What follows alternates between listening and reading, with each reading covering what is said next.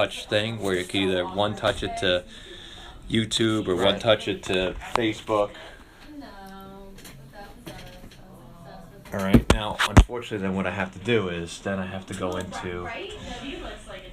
Now, I obviously have a YouTube channel because we do this shit all the time. So theoretically, I'll be able to find it.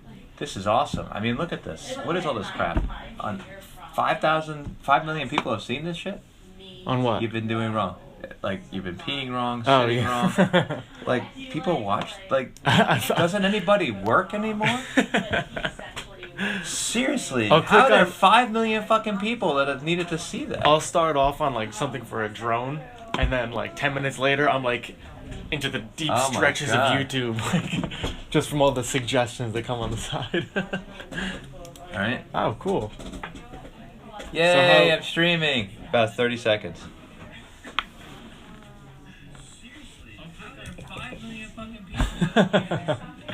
That's us, obviously. It's going to be about 20 to 30 seconds behind. So, with these cameras that you found, it's probably this one-touch thing that'll just go right to YouTube like this. You'll have your own channel, you just got to name it. I'm just trying to show you how it probably works. It probably isn't like this, where it's going to give you the option to send it other places. Okay. Not likely. I wouldn't build it that way. Okay. Because they would never. Prosumers will never go there. They're not going to be interested in going to all those other places. They're going to see YouTube and Facebook, and that's all they really care about. It's just interesting. I mean, if they only mention those two, that's probably what it is. It's probably like an Emoze, because you're building all this other shit. You've got, with all these solutions, now it's like an echo, right? Because now I'm listening to myself, bitch. 30 seconds behind. So yeah, that's how easy it is to stream. I mean, that's not. And Facebook's even easier. Just go into Facebook and there's a little button and it just goes. It's fucking easy as shit because it's just a button. It's like a little video button on the top left, and you just go. It's even easier than what I just did.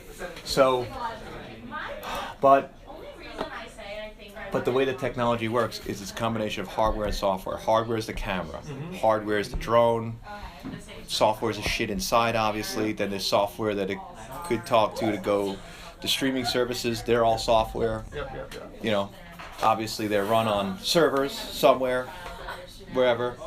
But yeah, so how all these things talk together is kind of that's how we try to figure out what the best path is. You know, there's almost an infinite number of ways you could do this. And that the Harvard that you sent me. Yeah. That was pretty cool too. Yeah.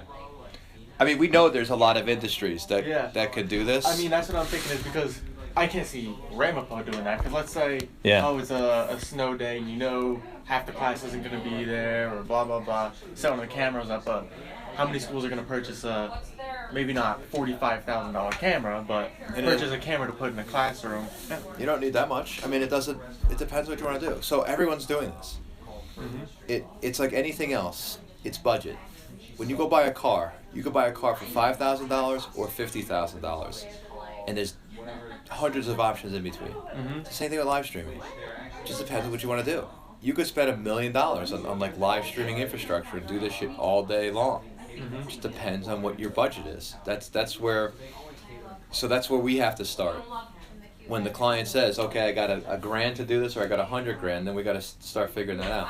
The thing I like about these guys at Stretch is that cost is per event, right?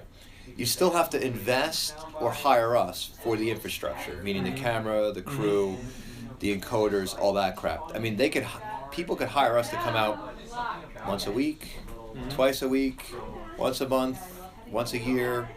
They could buy their own shit, whatever they want to do, but then you still got to send it somewhere, and there's always going to be a cost there.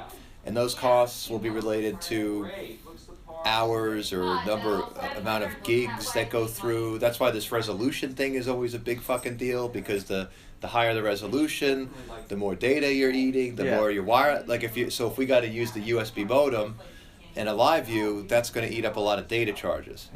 For a couple-hour event, it's going to equate to like $50, like $10, $20, $30, maybe $50 tops. Not a big deal.